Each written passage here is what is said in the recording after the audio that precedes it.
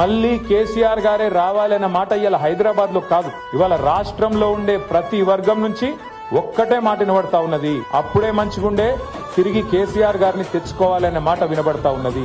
అందుకే నేను మిమ్మల్ని కోరేది ఒకటే, కేసీఆర్ గారు తిరిగి మళ్ళీ రాష్ట్రానికి నాయకత్వం వహించాలి అంటే ఆ జైత్ర యాత్ర మీ జూబ్లీ హిల్స్ నుంచే మొదలు కావాలని చెప్పి నేను కోరుతా ఉన్నా.